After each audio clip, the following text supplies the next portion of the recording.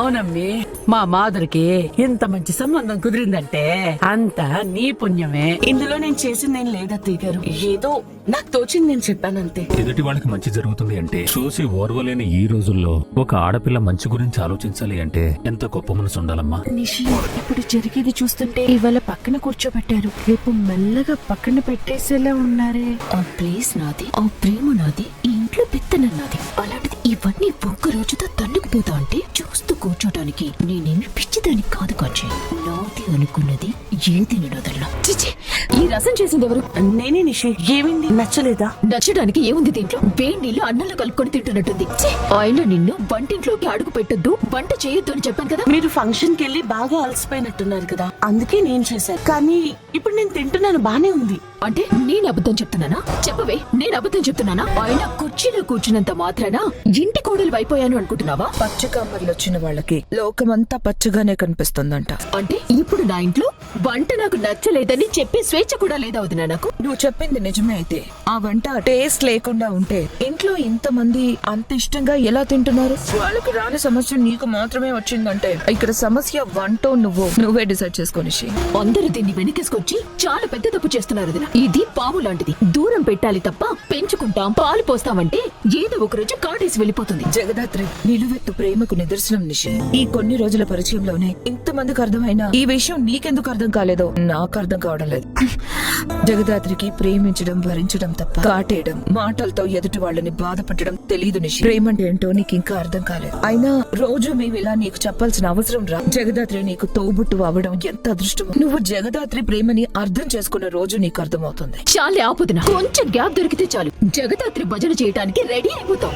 ఏదో పెద్ద ఎక్కడ ఎవరు చేయని పని, చెయ్యలేని పని ఏదో అద్భుతాన్ని చేసింది అన్నట్టు మాట్లాడుతున్నారు. కొన్నిసార్లు నీది ఆవేశమో అవివేకమో అర్థం కాదు నిషిక. ఉన్న వంటలు ఇవే జగదాత్రి చేసింది. తింటే లేదంటే నీకు నచ్చింది నువ్వు ఆర్డర్ చేసుకో. మళ్ళీ బయట ఆర్డర్ ఎందుకు వదినా? అసలే రాత్రులు బయట వంట తింటే నిషికి సరిగ్గా అరగదు, రాత్రంతా ఇబ్బంది పడుతుంది.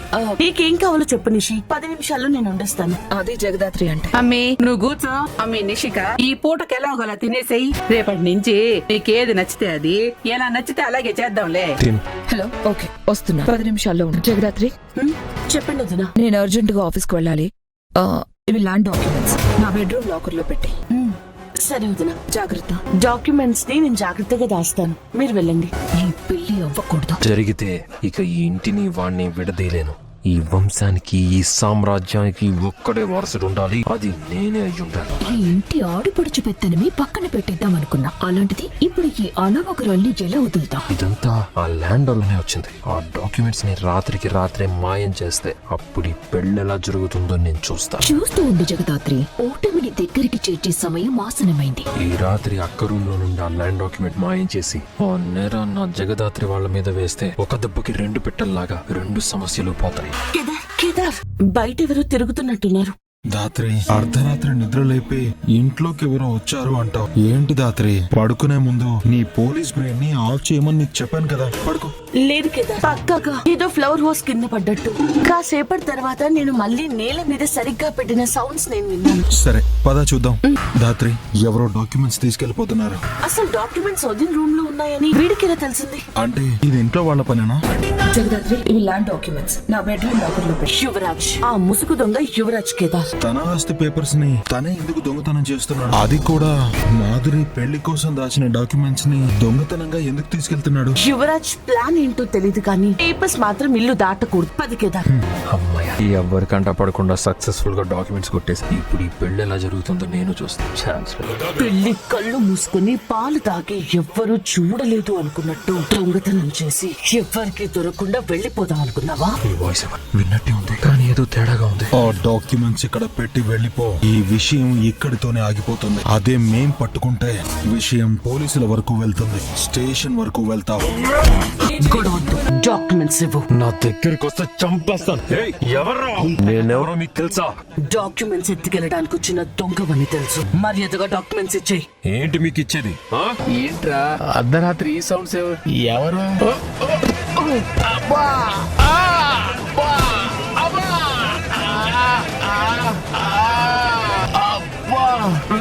ఎవర్రా?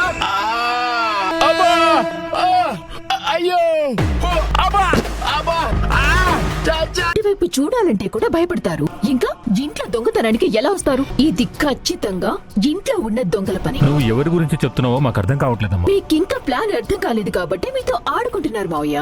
నాకు అర్థమైనా నా మాట ఎవ్వరూ పట్టించుకో. నిషిక, నువ్వు నింద వేయాలనుకుంటుంది, తప్పు చేశారని చెప్తుంది. ఎవరి గురించో నాకు బాగా అర్థమైంది. కానీ నీ ఖాళీ మాటలు, సాక్ష్యం లేని నిందలు ఈ ఇంట్లో ఎప్పటికీ చెల్లవని గుర్తుపెట్టు. ఎందుకు చెలవదినా?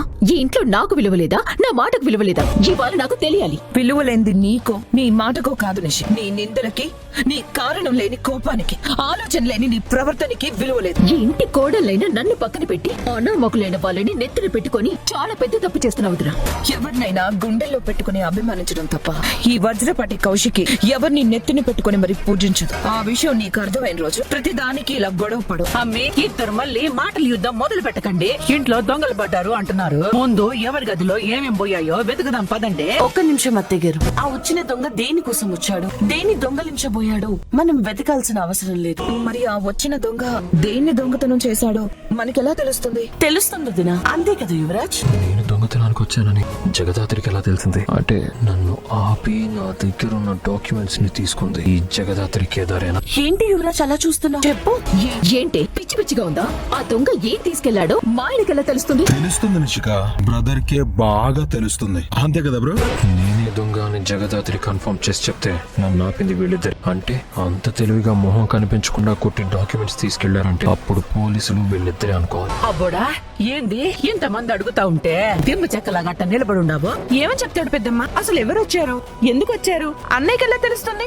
ఎందుకంటే అన్నయ్య అరుపులు విని అందరం రూమ్ లో నుంచి పరిగెత్తుకుంటూ వస్తే యువరాజ్ మాత్రం ఒక్కడే లేట్ గా వచ్చాడు. అర్ధరాత్రి రూమ్ లో లేకుండా నువ్వు ఎక్కడికి వెళ్ళావు యువరాజ్? అది వాటర్ కోసం వచ్చాను. అందరు రూమ్స్ లో పడుకునే ముందు నేను వాటర్ పెట్టాను కదా యువరాజ్, మళ్ళీ నువ్వు వాటర్ కోసం ఎందుకు వెళ్ళావు? అంటే అది నాకు నిద్ర పట్టలేదు, అందుకే బాల్కనీలో తిరుగుతున్నాను. అప్పుడే వాటర్ తాగాలనిపించి వచ్చా. ఆయన వచ్చింది ఒక దొంగ కాదు, ఇద్దరు ఒక ఏంటి యువరాజ్ నువ్వు చెప్పేది? అవునా, వాళ్ళు పారిపోయేటప్పుడు ఆపడానికి అడ్డుపడితే నన్ను కొట్టి పారిపోయారు. అమ్మ దొంగనా తమ్ముడా? దొంగతనాన్ని ఆపడానికి వచ్చిన మమ్మల్ని దొంగల్ని చేసావా? నువ్వు చేసిన తప్పులన్నీ అందరి ముందు ఒప్పుకునే రోజు చాలా దగ్గరలోనే ఉంది.